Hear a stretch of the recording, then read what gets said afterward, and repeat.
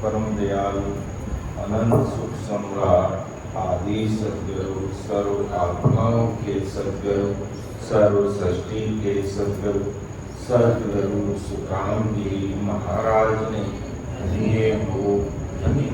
परम दयाल सद्गुरु दयाल जी महाराज ने धन्य हो धन्य। परम दयाल सद्गुरु बाबा जी महाराज ने धन्य हो धन्य। पालनपुर धाम में बारंबार प्रणाम स्वीकार हुए। राम सभा में राम महाराज उपस्थित हमारे समस्त राम सनी भाई बहनों को मेरा बारंबार कोटि कोटि राम राम सा प्रणाम। महाराज की कृपा से 4 दिवसीय सत्संग कार्यक्रम का आज दूसरा दिन है और आज का तीसरा सत्र चल रहा है। महाराज की भारी कृपा बरस रही है। कहते हैं सत्संग, सिमरन, सेवा और ज्ञान चर्चा मिलना हर एक की बस की बात नहीं है। तो बड़भागी जीव हैं या इनके जो भाग्यशाली नहीं, परम भाग्यशाली भाई बहन है, वो ही महाराज के अनबे भाई वचनों को सुन सकते हैं, समझ सकते हैं, सत्संग में बैठ सकते हैं। बाकी जगत संसार बहुत लंबा चौड़ा है, लेकिन महाराज के अनबे भाई वचनों को सुनना, समझना, हृदय में उतारना, उन पर खरा उतरना, वो बिरले जनी होते हैं। जिसे अपन कहते हैं वो हीरो के व्यापारी होते हैं। और हीरो का व्यापारी है जो उनकी भीड़ नहीं होती है, और हीरो के जो व्यापारी होता है उनकी दुकानें भी बहुत ज़्यादा नहीं होती है। एक शहर में मुश्किल से 2-4 दुकान रहती है, बाकी नहीं रहते। तो इसी प्रकार उन हीरो के व्यापारी की तरह बिरले जन ही ऐसे महाराज के अनुभव भाई को सुनते हैं, समझते हैं, हृदय में उतार कर प्रैक्टिकल उसका लाभ लेते हैं। तो अपना विषय तांतिया का समाज चल रहा है, और तांतिया के समाज में जब तांतिया महाराज से मिला और महाराज भी कहते हैं MP इंदौर में जब रुके, तो तांतिया भी खुद भी पतंजलि योग करने वाला था, ओंकार तक की समाधि लगाने वाला था। जब तक वो समाधि सुख में रहता उसका सुख लेता, और जैसे उसकी समाधि उतरती और वापिस भय जैसा कर देता। जब परम दयाल सद्गुरु सुखराम जी महाराज को जब पहली बार देखा, जब एक दिन देखा, दूसरे दिन देखा, तो महाराज की जो पहले दिन महाराज को जिस स्थिति में उस सता समाधि में लीन, और महाराज की ऐसा कहते सुनने में आता है, हम सब की काली आंखें हम सबको दिख रही है, लेकिन महाराज की काली आंखें दिखती नहीं थी, हमेशा आंखें घूमी हुई रहती थी, और सदैव इस मर्तलोक में रहते हुए ससुर साई परमात्मा के देश के सुख में गर्क रहते थे। जब लगातार 24 घंटे एक ही स्थिति में जब तांतिया ने महाराज को देखा, तो फिर उसे रहा नहीं गया। और क्या था कि कहो समाधि देश में क्या सुख लील विलास, कहता त्यो गुरुदेव जी कौन लोक गुण बास। यो हो महाराज। फिर आपस में महाराज के संवाद हुआ तांते और महाराज के बीच में। कहा महाराज मैं भी पतंजलि योग करता हूँ, ओंकार तक की समाधि लगती है, उसकी भी लगती थी, लेकिन आपको जो मैंने 24 घंटे एक ही स्थिति में देखा, ऐसी कौन सी समाधि और ऐसा कौन सा सुख है जो आप उससे बाहर ही नहीं निकलते हो। 24 घंटे की कहो समाधि देश में क्या सुख लील विलास, कहता हो गुरुदेव जी कौन लोक उपास, कौन से लोक की समाधि है और कैसा वहाँ का वास है, कैसे वहां के लील विलास है, कैसे वहां के सुख है। तब महाराज ने क्या जवाब दिया कि सुख तो मालूम कुछ नहीं, क्या कहूं कैसा होई, पण आनंद सुख बैकुंठ का दिल नहीं माने कोई, दिल नहीं माने कोई। ईसा सुख देखे जाही तिरपत वे जब हंस फेर समाध लगाई, सुख राम कहे सुनता तिया मालूम है जोई, सुख तो मालूम कुछ नहीं, क्या क्यों कैसा होई। अर्थात महाराज क्या प्रमाण चाहते थे कि सुख तो मालूम कुछ नहीं, क्या क्यों कैसा होई। अरे वास्तव में वहां के जो सुख है मालूम नहीं, यानी मैं आपको नहीं बता सकता क्या क्यों कैसा हुई। ऐसे इस मर्तलोक में कोई चीज वस्तु नहीं है जिसको जोड़े खड़े करके कह सकता हूं कि ये चीज है। तो सुख तो मालूम कुछ नहीं, क्या क्यों कैसा हुई, वास्तविक सुख कैसे है ये मैं नहीं बता सकता, लेकिन इतना इशारा जरूर कर सकता हूं। पर आनंद सुख बैकुंठ का दिल नहीं माने कि जो आनंद सुख बैकुंठ का, जो मायावी जगत की नवदा भक्ति करने वाले भाई बहन जो विष्णु लोक में वैकुंठ में जाते हैं, तो वहां का जो सुख है, वहां का जो सुख है, मैं जिस सुख में ग्रस्त हूं और जिन सुखों को मैं ले रहा हूं, उन सुखों के सामने वैकुंठ का सुख भी न के बराबर है। यानी वैकुंठ के सुखों को मेरा दिल स्वीकार नहीं करता है। ऐसे वो जबरदस्त सुख है जिसको मैं कह नहीं सकता, बता नहीं सकता। ऐसी वो सदगुरु जी महाराज की सता, ऐसी वो सदगुरु जी महाराज की सता का जो परम सुख है वो जो वर्णन नहीं किया जा सकता। लिखा भी महाराज भी, सतगुरु सतान भरणी जाई, सोमण दान रासगी माही, सतगुरु सता सीख में आवे, अगम देश हंसा चल जावे। कि सतगुरु सता का बखान नहीं कर सकते, जैसे दान का सैंपल कैसे बताते हैं ऐसे ही मैं तो इशारा कर सकता हूं। लेकिन वो सतगुरु जी महाराज की सता जब सीख में आ जाती है, शिष्य में आ जाती है, तो वो उस सीख को अगम देश लेकर के चली जाती है। ये सतगुरु जी महाराज का सता का गुण है। तो तांतिया सुख तो मालूम कुछ नहीं, क्या तुम कैसा, वो तो मैं बता नहीं सकता कैसे है, लेकिन तुझे इतना कह सकता हूं कि दुनिया वैकुंठ का सुख सबसे बड़ी मानती है। संसार वैकुंठ के सुखों को बहुत बड़ा मानते हैं, लेकिन उन सुखों के सामने ये वैकुंठ के सुख मेरा दिल नहीं मानता, ये इसको स्वीकार नहीं करता है। केवली भगवत माने धन्य हो धन्य। तो ऐसा वो सस्वरूप परमात्मा का जो सुख है, जो सुख लिया कैसे जा सकता है, उस सस्वरूप साहिब का, उस बेली का हमें बनना और निजमन दे करके हमें महाराज के अन्य भाई वचनों को स्वीकार करते हैं, तब ऐसी रीत पात जो अभी हमने बेली ग्रंथ की मुख्य साथियों के माध्यम से हमें हमारे वरिष्ठ संतों के मुखारबंद से महाराज के अन्य भाई वचनों को सुना, ऐसी रीत पात इस शरीर के अंदर बनती है। नष्ट नष्ट नाड़ी नाड़ी रग रग रोम रोम के अंदर वो चीज प्रकट हो जाती है, उसका एहसास हो जाता है, उसका आनंद आने लग जाता है और वो उसमें खो जाता है।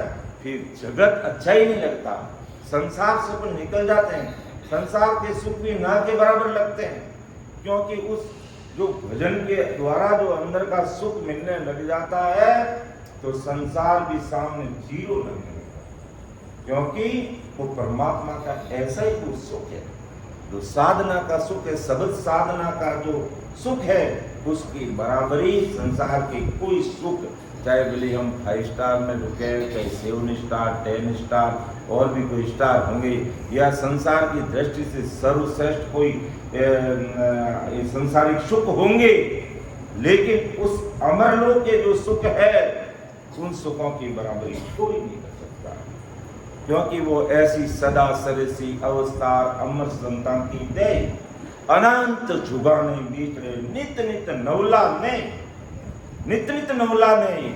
यहाँ तो बड़ी मुश्किल से संसार में, यहाँ तो संसार में बड़ी मुश्किल से दुल्हा दुल्हन एक बार बनते हैं, और वो भी बनने के बाद भी कोई कबाड़ा हो गया तो कोई बिगड़ जाता मामला, लेकिन वह नित्य दुल्हा ही रहता है। ऐसा कहने का मतलब ऐसा सुख और ठाठ उस अमर देश का है। लेकिन अज्ञानी जगत महाराज के ऐसे अनव्यवहारिक वचनों पर विचार नहीं करते, खरे नहीं उतरते। और जैसे अभी हमारे सामने प्रसंग आया कि अभी कोई भैरव जी के पास में जाता है, कोई मन मांगता है, वो पूरी हो जाती, बस उसके लिए सब भैरव जी सब कुछ है, या बाबू जी सब कुछ है, या कृष्ण भगवान ही सब कुछ है, रामचंद्र जी सब कुछ है, हनुमान जी सब कुछ है, और उसी को मानेंगे वही बड़ा है। तो ठीक है, आपके संसार के जो काम है, चाहे हनुमान जी के द्वारा हुए, चाहे अवतारों के द्वारा हुए, या कोई अन्य देवी देवताओं के द्वारा हुए, अच्छी बात। महाराज ने किसी को टीका टिप्पणी नहीं दी है कि भी भैरव जी खराब है, कोई बाबू जी खराब है, हनुमान जी खराब है, कृष्ण भगवान अवतार कोई खराब नहीं है, सब अपना अपना काम कर रहे हैं। लेकिन वो हमें अमर देश की प्राप्ति नहीं करा सकते, बस बात ये है बड़ी, वो हमें अमर देश की प्राप्ति नहीं करा सकते। और अमर देश में पहुंचे बिना हमें अमर सुख मिलते नहीं है। संसार के सुख क्षणिक हैं, ये संसार के सुख कितने क्षणिक हैं। अगर नहीं समझ सकते तो ताजा उदाहरण खाड़ी देशों का देख लो। खाड़ी देशों के क्या हालात है? खूब सारा तेल उत्पादक देश है, धन धान्य से भरपूर है, रुपयों की कोई कमी नहीं है, लेकिन वो सुख क्या हालात है आज उनके? 25 मंजिल की बिल्डिंग एक सेकंड में धराशायी होती है और पता ही नहीं चलता कितने लोग कहां गए। तो ये संसार के सुख है, लेकिन कब काल कसाई का बम छूट जाए और जमी जोत हो जाए, धराशायी हो जाए, धरती में मिल जाए, खूब ही पता नहीं। इसलिए महाराज फरमाते हैं, भाई ये संसार के जिन सुखों को तुम बड़ा मान करके बैठे हो, ये बड़े है नहीं। संसार के तुम्हारे मायावी काम करने वाले, चाहे अवतार है, चाहे कोई भी देवी देवता है, जो संसार के तुम्हारा काम कर सकते हैं, करते हैं, अच्छी बात है। लेकिन जब तक हमें अमर देश की प्राप्ति का कार्य नहीं होगा, तो मानव तन पाकर के हमें जो काम करना था वो काम हमने किया ही नहीं, और हम वैसे के वैसे खाली याद आए, खाली याद वापिस जा रहे हैं कि आवत मुटी बीच या जाऊं खुल्ला हाथ, इन झूठा संसार की मत कोई मानो बात। ये झूठा संसार है, कोई हमारे साथ चलने वाला नहीं है। गर्दन काट के दे देंगे तो ये कहेगा इसने टेढ़ी गर्दन काट दी। अभी तक हाँ, तो उनके पास में बिल्कुल ये चीज है ही नहीं। हमारी मायावी जगत के संसार के शारीरिक कार्य कुछ कर सकते हैं और करते हैं, और उनको काम दिया राम जी ने, वो करते हैं। लेकिन अमर लोग जाने का काम जो संत नित्य अवतार लेकर के आते हैं, अवतार निमित्त अवतार आते हैं, और संत नित्य अवतार आते हैं, हर युग में आते हैं, हर युग में ये सदा मौजूद रहती है।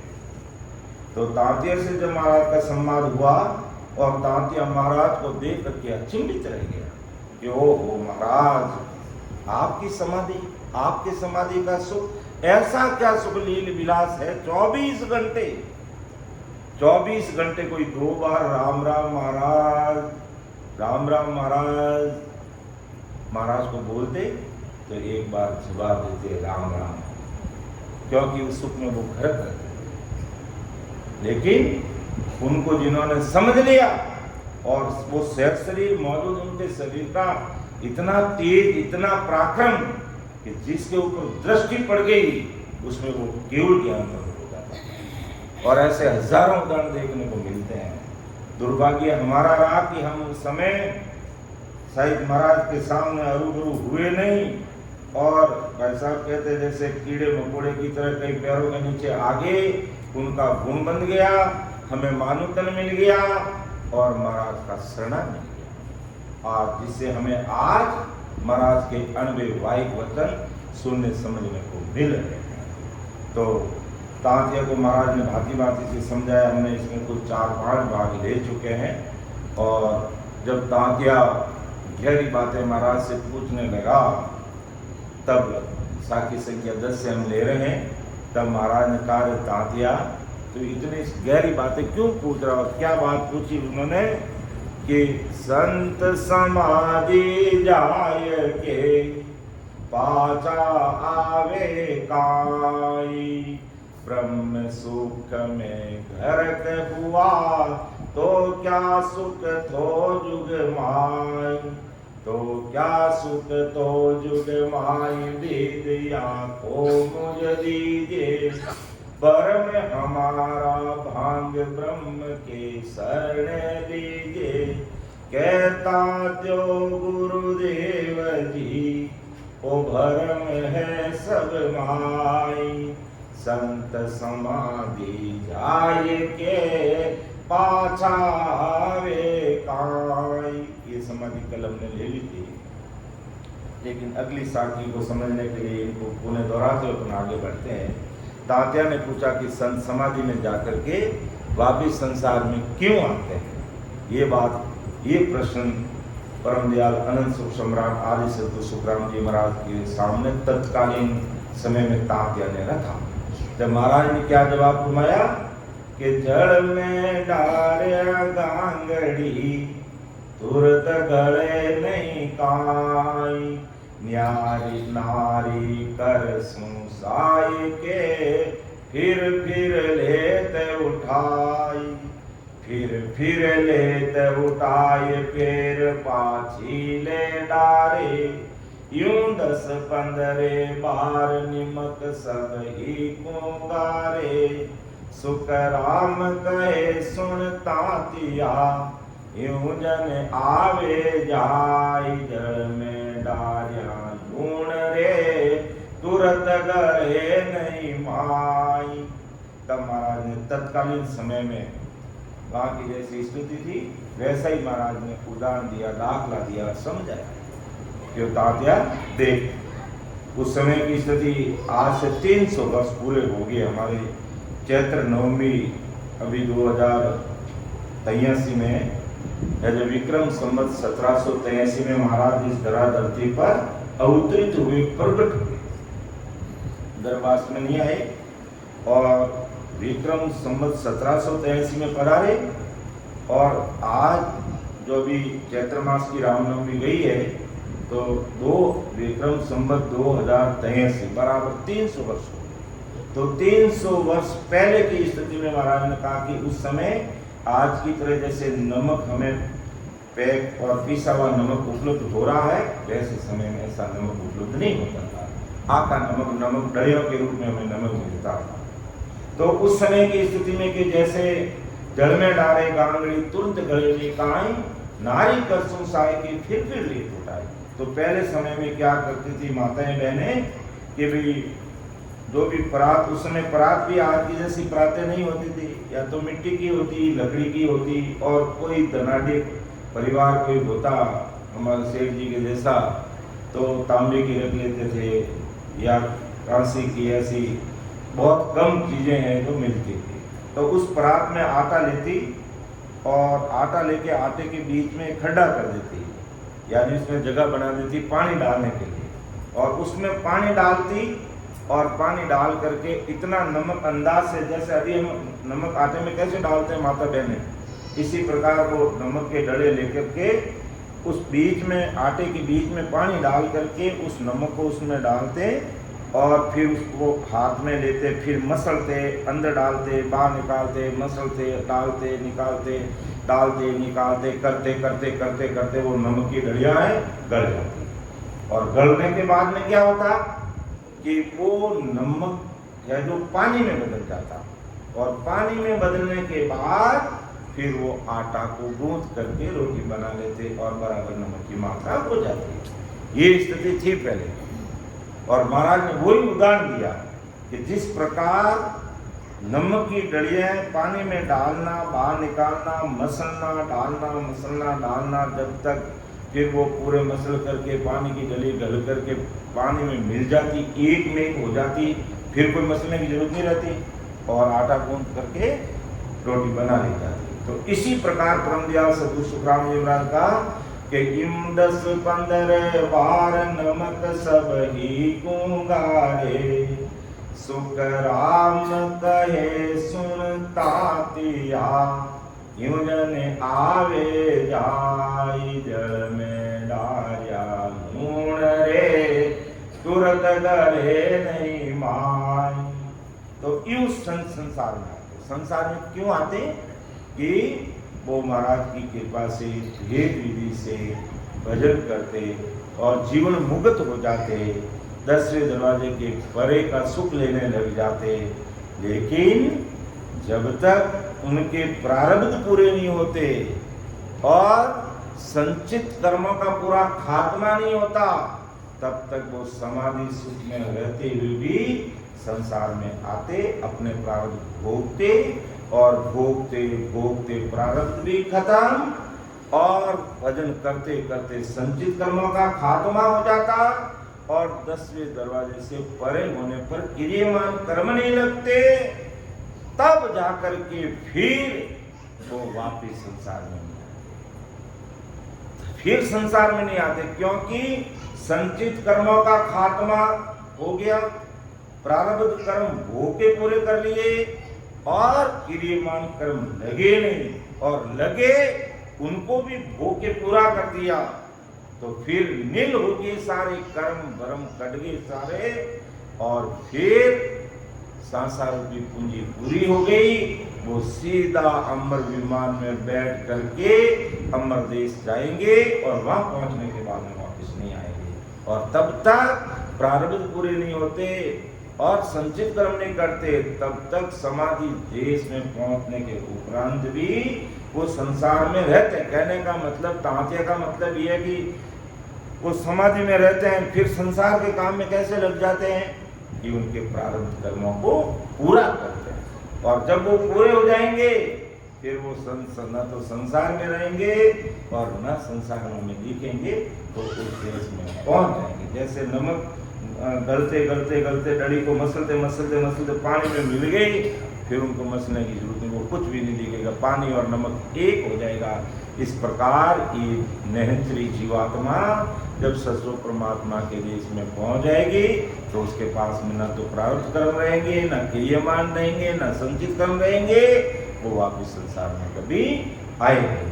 तब महाराज ने जब कहा कि इतनी सारी बड़ी भारी बातें तो पूछ रहा है, इसका कारण क्या है? ये 7 बात बता, तो इतनी भारी बातें क्यों पूछ रहा है?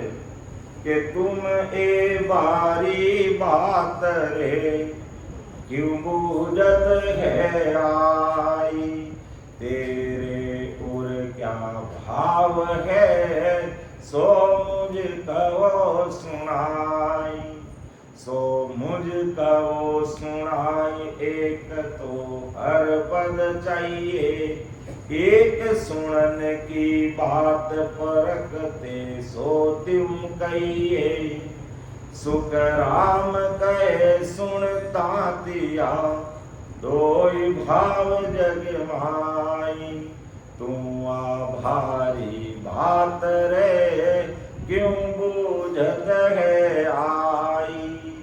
अर्थात परमदयाल सद्गुरु सुखराम ने बोला, अरे तात्या तू इतनी सारी भारी बातें क्यों पूछ रहा है, क्यों पूछ रहा, तेरे हृदय में क्या भाव है? तो मुझे तू स्पष्ट बता दे। एक तो माया के परे के जो हरपद है, जो राम जी का देश है, तुझे वो चाहिए, या तेरे मन में मेरी बात सुनने की चाहना है, या मेरे हृदय से तू निकालना चाहता, मेरे से ज्ञान निकालना चाहता, या तू मेरी परीक्षा करना चाहता है? तू क्या चाहता है? एक सुनने की बात, या केवल मेरे से सुनना ही चाहता है, या तुझे वो ससुर परमात्मा का देश चाहिए? तू किस भाव से पूछ रहा है? इतनी बाकी बातें क्यों पूछ रहा? या परक तेसो तुम कहिए कि तेरी परक करना चाहते, मेरी परीक्षा करना चाहते, तो मुझे बता दे। ये तात्या जगत में हरिपद पाने की, माया में जो जैसे रहने की, ऐसा 2 भाव है, तो तेरा कौन सा भाव है?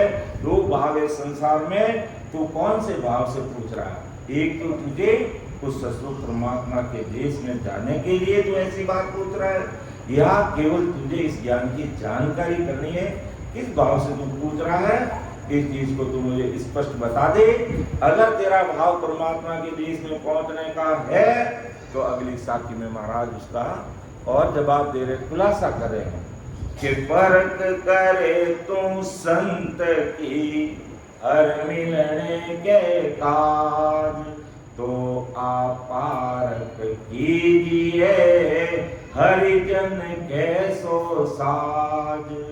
हरिजन कैसो साज फेर पारक आकीजिए, ज्ञान ध्यान अरसीक सूरत खेती पर दीजिए। सुख राम कहे सुनता दिया, छोड़ भरम को राज। परख करे तुम संत की हर मिलने के काज। अगर परमात्मा से मिलने के लिए अगर तू संतों की परीक्षा करना चाहता है तो आपार्क कीजिए। क्या परीक्षा करनी है? हरिजन के सुसाध। कि आज हरिजन का मतलब वो सतरूप साई परमात्मा जो सारे दुखों का हरण करने वाले, काल के मां दुखों से निकाल करके हमें सतरूप परमात्मा के देश में पहुंचाने वाले, तो ऐसे महापुरुषों के अनभिवाहिक वचन क्या कह रहे हैं?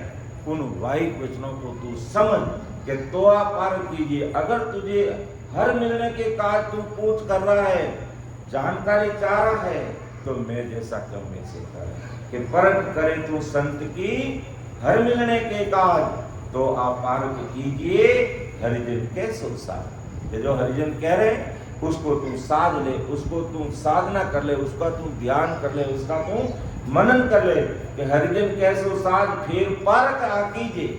और कैसी परीक्षा करनी? ज्ञान ध्यान और सीख सूरत खेती पर दीजिए कि इस ज्ञान को सुन सीख, और फिर ध्यान कैसे करना उसको भी तू अंदर में सीख और सूरत खेती पर दीजिए। अर्थात तेरी जो सूरत है खेती पर लगा दे। अर्थात खेती में लगाने का मतलब क्या? खेती में बीज बोना होता है, तो तू ये राम नाम का बीज बोने पर ये सूरत लगा दे। अर्थात आते जाते सांस में तू सिमरन करना शुरू कर दे। सुखराम कहे सुनता दिया, छोड़ भरम को राज। परख करे तुम संत की हर मिलने के काज। तो छोड़ भरम को राज। जितने तेरे मन में जो भरम है, तेरे मन में क्या भ्रम है कि भी मैं जैसे पतंजलि योगी साधना करने वाला हूँ और उस समाधि का सुख ले रहा हूँ, तो अगर तुझे हर मिलने के काज का काम करना है, परमात्मा हर यानी सारे दुखों का हरण करने वाले और मां सुखों पे पहुंचाने वाले वो सतरूप साई पवित्र परमात्मा जो सबका बेली है, हाजिर से हाजिर खड़ा, जब देखे तब तैयार, वो हर जगह तैयार रहता है। उस परमात्मा से तुझे मिलना है तो तेरे दिल दिमाग में उसके अलावा जितना भी ज्ञान है ध्यान है समझ करके उनसे किनारा करके तेरी सुरती को खेती पर लगा दे, अर्थात भजन में लगा दे। अर्थात ये सत्य स्वरूपी जो राम जी का नाम है, ये राम स्मरण में तेरा काम करने के लिए, इस अपना कार्य करने के लिए लगा दे। और दूसरे जितने भी तेरे दिल दिमाग में जो भ्रम है, छोड़ भ्रम को राम, सारे भ्रमों को छोड़ करके तू एक हो जा। तो आज महाराज हमें कह रहे हैं कि अगर हम किसी भ्रमों में डूबे हैं और हमारा संसार का कोई छोटा मोटा काम हो जाता है और हमें उसको ही सब कुछ मान के बैठ जाते हैं, ठीक है अपना भाव है कि भी हमें वहाँ गए तो हमारा ये काम हुआ, संसार का काम हुआ, तो संसार तक के अपन को सुख मिलेंगे। लेकिन हमें ये भी देखना है भाई चलो ठीक है हमारा मेरे संसार का काम तो हमारा हो गया, लेकिन अभी जीवात्मा का जो परमात्मा के देश में जाने का जो काम है, क्या वो काम में उस अमुक स्थान पर जाने से मेरा काम हो रहा है? तो बिल्कुल वहाँ एक बार नहीं 10 बार जाइए और अगर परमात्मा के देश में जाने का, राम जी मिलने का काम अगर हमारा नहीं हो रहा है, तो हमें जहाँ भी हम जा रहे हैं उनको धन्यवाद देते हुए, आखिरी राम राम सा करते हुए, हमें ऐसे महापुरुषों के अनबे भाई बहनों को सुन करके वेद विधि से भजन करके अपनी सुरती खेती पर लगा जानी है, अर्थात हमारी सुरत को भजन में लगा देनी है। तो परख करे तुम संत की हर मिलने के काज, तो आपारक कीजिए हरिजन के सो साज। अगर राम जी से मिलना है तो राम जी के हरिजन क्या कह रहे हैं उनको समझ। हरिजन के सो साज फेर पारक आ कीजिए। और क्या परीक्षा करनी? ज्ञान ध्यान और सीख, ज्ञान और ध्यान को सीख सूरत खेती पर दीजिए। अर्थात राम जी का देश में जाने के काम, खेती में लगाना मतलब इस काम में लग जाना है कि ज्ञान ध्यान और सीख सूरत खेती पर दीजिए। सुख राम कहे सुनता दिया, छोड़ भरम को राज। तेरा भरम का जो राज है तो छोड़। क्यों? कि अगर हम आज संसार में देवी देवता कितने हैं? 33 कोटि प्रकार के देवी देवता संसार में, और इन 33 कोटि देवताओं का राजा कौन है? इंद्र। ब्रह्मा विष्णु में शक्ति त्रिगुण माया का ज्ञान है, 10 अवतारों का हमारे पास में ज्ञान है, पूर्ण काल तक का हमारे पास में ज्ञान है, और इन सब से हम अमर देश की प्राप्ति नहीं कर सकते। इन सब से हम अमर देश की प्राप्ति नहीं कर सकते। अगर कोई मान लेता कि नहीं हम इसे अमर देश की प्राप्ति करेंगे, तो छोड़ भ्रम को राज। ये केवल तुम्हारा भ्रम है, ये केवल तुम्हारा भ्रम है। आज संसार में है जो देवी देवता हमारा संसार का काम कर सकते हैं, लेकिन आत्मा को परमात्मा से मिलाने का काम वो नहीं कर सकते, क्योंकि उनके पास में, जैसे भाई साहब ने अभी कहा कि भाई उनके पास में वो चीज नहीं है, उनके पास में वो पावर नहीं है।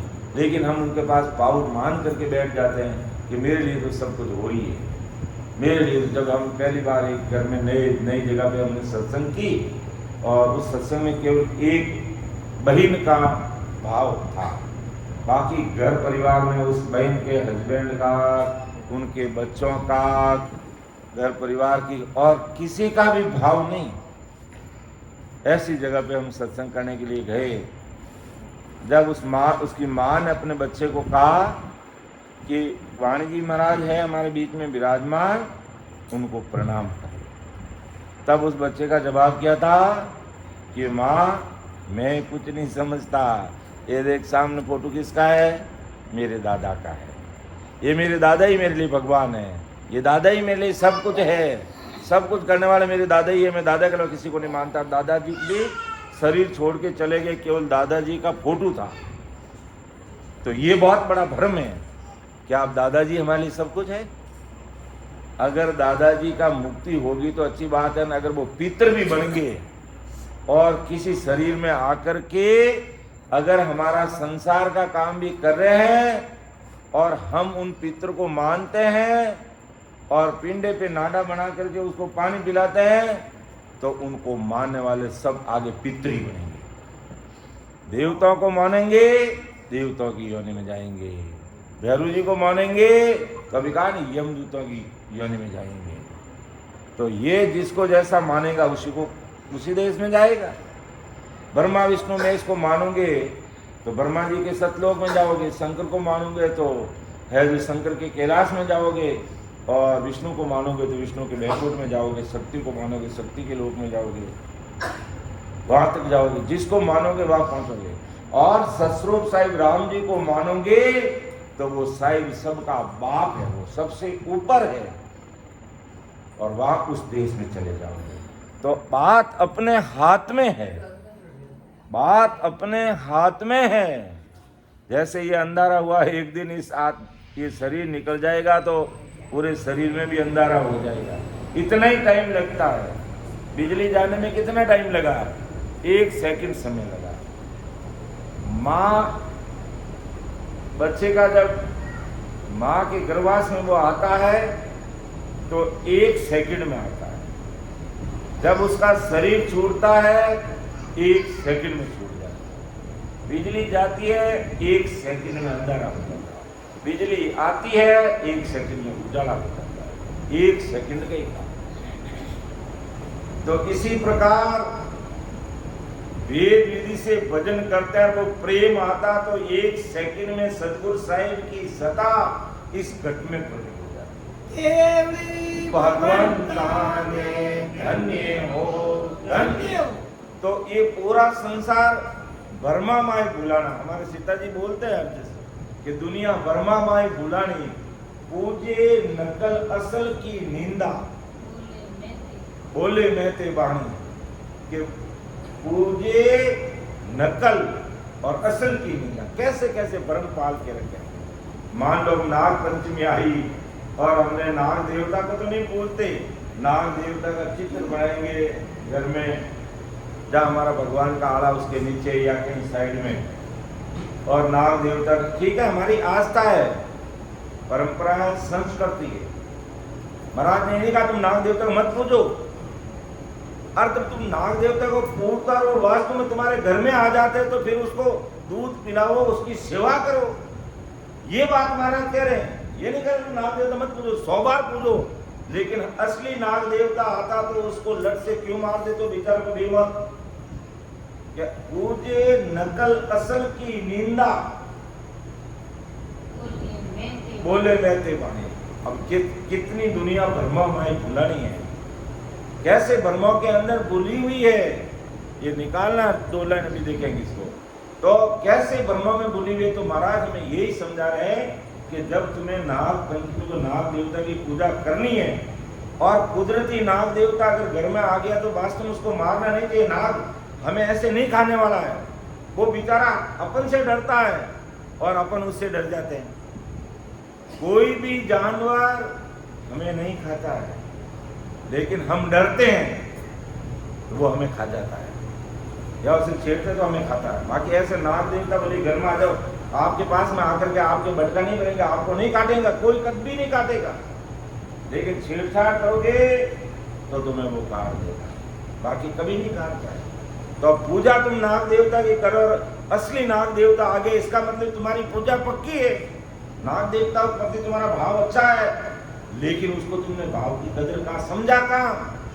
वो नाग देवता घर में आ गए तो इसको मारेंगे हम, और उसकी नकल बना करके उसकी पूजा करेंगे। तो महाराज फरमाते भाई अब तुम अक्ल लगाओ, अक्ल, नकल की जगह अक्ल काम में लो। कोई बात नहीं, नाग देवता की पूजा के, नाग देवता भी आ गया, उसको आपने मारा भी नहीं, दूध भी पिलाया और रक्षा कर दी, ठीक है, उसका पूजा, उसका भी पूजा पाठ कर दिया आपने। लेकिन महाराज फरमाते हैं कि इतना करने से आपका संसार का काम हो सकता है, आपका संसार का काम हो सकता है। जैसे आज हमारे जैतान के पास में देवड़िया गांव में केसरिया कंवर जी का थान है। आज उस थान के नाम से काम चलता है। किसी को अगर सांप काट जाता है, वहां की ताकती बांधते हैं तो वो अपना काम करते हैं, जो वहां का पर्चा है। और वो केसरिया कंवर जी हमारे घर में आ गए तो और उसकी हम कदर नहीं की, यही गलती है हमारी। तो हम केसरिया कंवर जी को घर पे आने पर तो मारेंगे, और क्यों उनको नारियल चढ़ाएंगे, धूप ध्यान करेंगे, अगरबत्ती आका करेंगे। तो महाराज के ऐसे भ्रमों को निकालो, और कोई बात नहीं, तुम्हारी आस्था है केसरिया कंवर जी के प्रति, तुम्हारी आस्था है भैरू जी के प्रति, तुम्हारी आस्था और कोई देवता के प्रति है, अच्छी बात है। लेकिन अब तुम महासुखों की प्राप्ति करना चाहते हो, और इनको ही बड़ा मान के बैठ गए, नाग पंचमी के दिन हमारा देवता आ गए, बस शेष भगवान हमारे घर में आ गए, बस हमारा तो कल्याण हो गया। नहीं होगा, शेष भगवान का भी कल्याण नहीं होगा। वो 2000 दिन से राम राम कर रहा है, लेकिन शेष भगवान के पास भी वो भेद विधि नहीं होने के कारण उसका भी काम होने वाला है। उनको भी हमारी तरह मानव तन धारण करना पड़ेगा। प्रहलाद जी ने इतना राम जी के नाम का विश्वास किया, लेकिन मोक्ष में जाने के लिए उनको भी वापस इस धरा धरती पर आना पड़ेगा। तो दुनिया भरमा माई बुलानी, वो गट गट घूमर बिराजे, दुनिया भरेला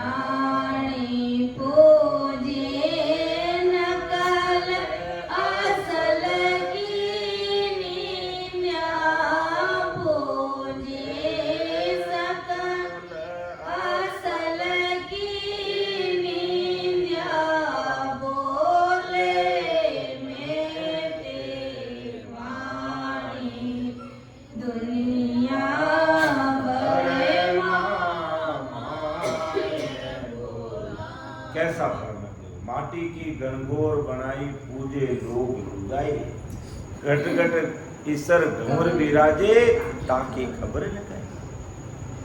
अब देखो राम सनी भाई बहन होते हुए ऐसी गलती करते हैं, राम सनी भाई बहन होते हुए ऐसी गलती करते हैं। किसकी पूजा करते हैं? शंकर भगवान और पार्वती की पूजा करते हैं। गणगौर मनाने का मतलब क्या? शंकर भगवान और पार्वती की मूर्ति बनाते हैं, उनको अच्छे से कपड़े पहनाते हैं, फिर घर में विराजमान करते हैं। करना कोई गुनाह नहीं है। महाराज ने ये नहीं कहा कि खराब काम है, या महाराज ने टीका टिप्पणी नहीं की है, लेकिन तुम कैसे भ्रम पाल के बैठे हो। और तब तुम वेद विधि से भजन करोगे तो इस घट के अंदर वो पार्वती और शंकर बैठे हैं, वो तुम्हें उल्टे दर्शन दे देंगे, उनके तुम्हें दर्शन हो जाएंगे। तो उनको पाने की रीत बात तो करते नहीं, और कैसे भ्रम पाल के बैठे। और यही भ्रम की बात महाराज ने तत्कालीन समय तांतिया को कहा कि तांतिया, तो मुझे इतने भारी देश की सुखा की बात पूछ रहा है, तो छोड़ भ्रम को राज। तू सोचता कि मैं पतंजलि योग की साधना करता हूँ, समाधि लगाता हूँ, तो इससे तू सपना में परम मोक्ष में नहीं जा सकता है। पतंजलि योग बहुत बढ़िया योग है, साधना योगी क्रिया करते हैं तो शरीर के शारीरिक रोग मिट जाते हैं, लेकिन आत्मा का अवगमन का रोग पतंजलि योग से मिटने वाला नहीं है। ये अच्छी तरह से तेरे दिल में जो भ्रम है तो निकाल दे। जो पतंजलि योग का जो बाबा रामदेव योग करता है वही योग है, वो तांत्या करता था और उसी समाधि में वो खोरा था, उसी समाधि में लगा था। तब महाराज ने कहा कि तू परख करे तू संत की हर मिलने के काज, तो आपारक कीजिए हरिजन के सो साज, हरिजन के सो साज फेर पारक आ कीजिए।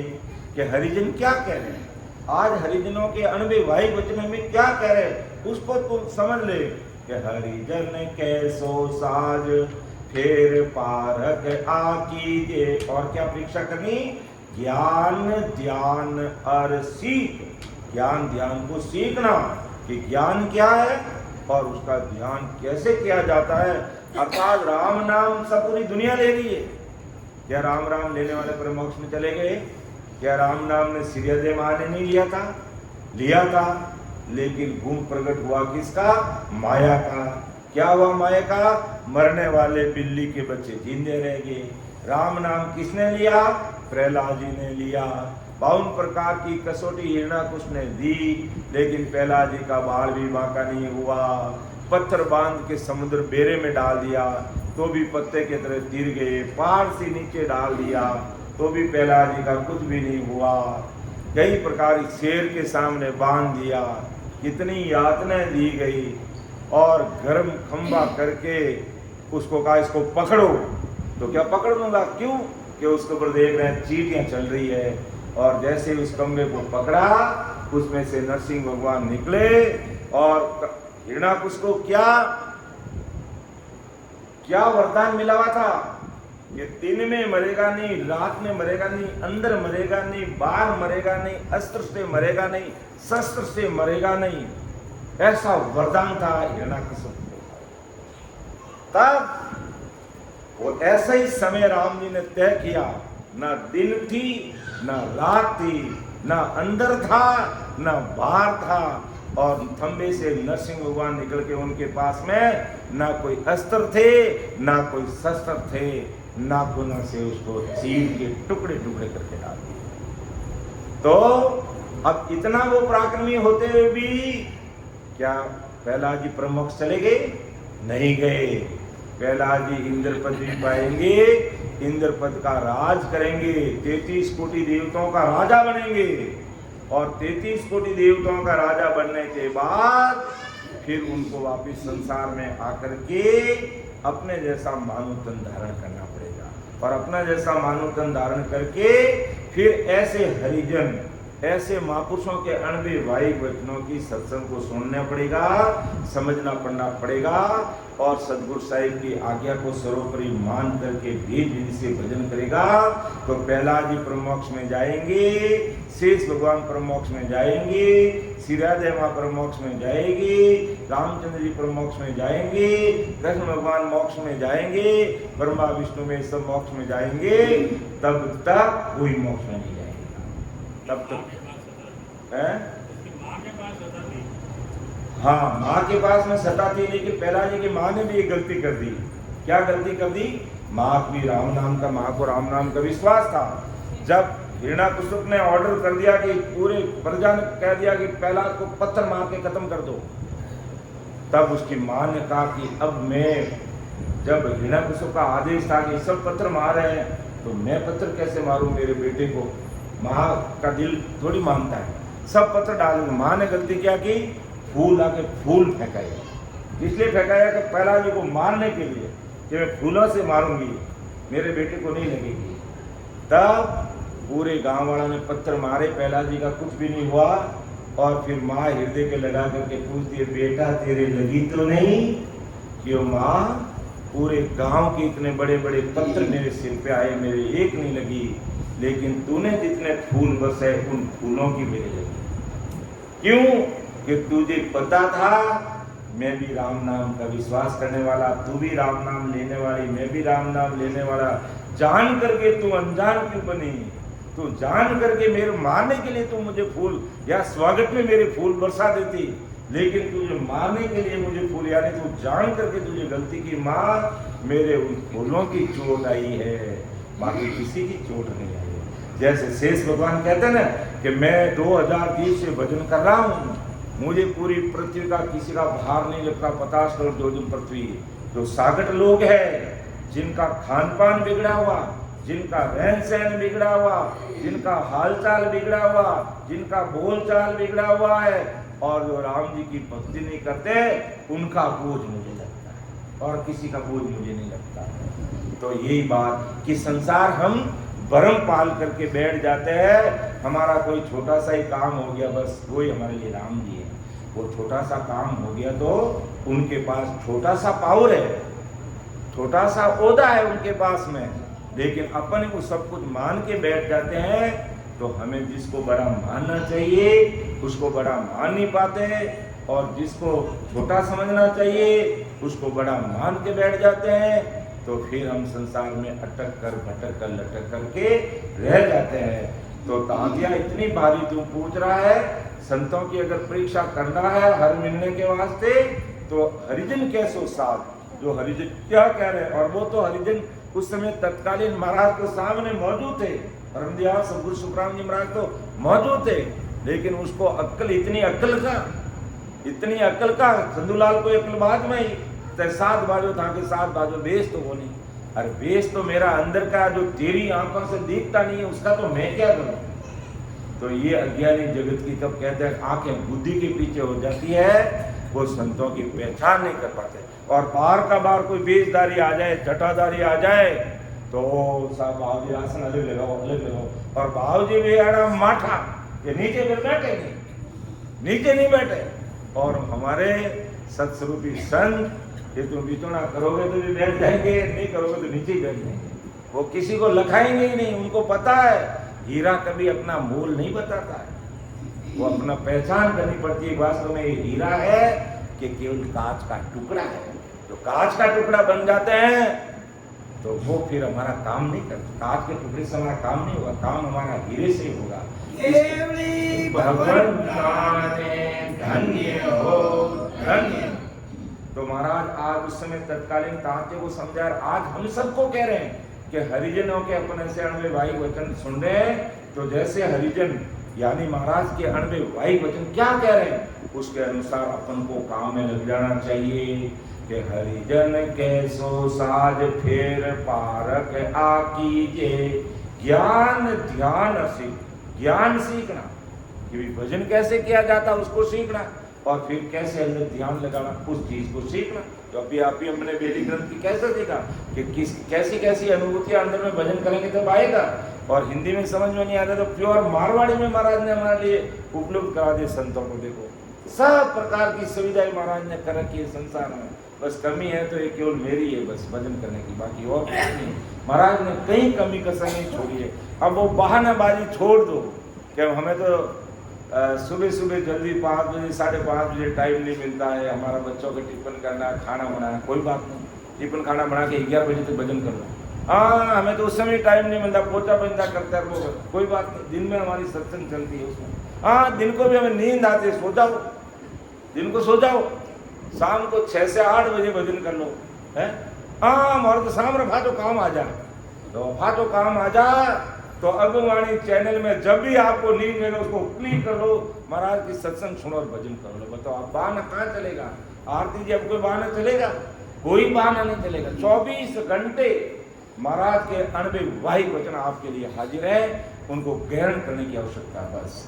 तो ज्ञान ध्यान और सीख उस समय महाराज ने तांते को कहा और आज हमें कहा कि महाराज के शब्दों को सुनो, फिर उसके अनुसार ध्यान भजन में ध्यान लगाओ और सूरज खेती पर दे दीजिए, बस सीधा ध्यान भजन पर लगा। सूरज खेती में देने का मतलब क्या? भजन में हमारी सुरता लगा दीजिए।